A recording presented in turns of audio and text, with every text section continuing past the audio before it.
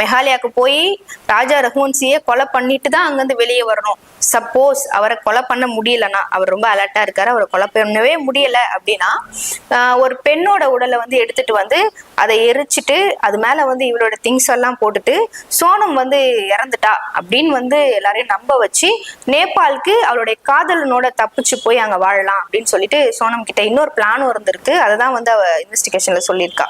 அதை ஏன் அவங்க எக்ஸிக்யூட் பண்ணல? அதான் ஈஸியா முடிஞ்சிருச்சுல. மெஹாலயால இவரை கொலை பண்ற இது முடியலனா தான் செகண்ட் பிளானா அதை வச்சிருந்தாங்க. ஃபர்ஸ்ட் பிளான் வந்து முடிச்சிட்டாங்க, செகண்ட் பிளான் இதுக்கு அப்படின்னு சொல்லிட்டு தான் விட்டுருக்காங்க. இந்த ராஜ் குஷ்வாக என்ன சொன்னாங்க இன்வெஸ்டிகேஷன்ல? அவர் ஏதாவது தனியா உண்மை ஏதாவது சொன்னாங்களா? அவனும் வந்து அவன் பண்ண தப்ப ஒத்துக்கிட்டான், வேற வழி இல்ல. இவங்க 2 பேரும் சேர்ந்துதான் பிளான் பண்ணிருக்காங்க. ஈவன் ராஜா ரகுவன்சி சோனம் பக்கத்துல படுத்து தூங்கிட்டு இருக்கும் போதே இந்த பிளான்ஸ் எல்லாம் நடந்துதான் இருக்கு. 2 பேரும் சாட் பண்ணிருக்காங்க. மறுநாள் எப்படி கொலை பண்ணலாம், அதாவது 23ஆம் தேதி வந்து கொலை நடந்திருக்கு. 22ஆம் தேதி நைட்டு வரைக்கும் இவங்க 2 பேருமே சாட் பண்ணிட்டு தான் இருந்திருக்காங்க. அதெல்லாம் வந்து அந்த ராஜ் குஷ்வாஹா ஒத்துக்கிட்டான்.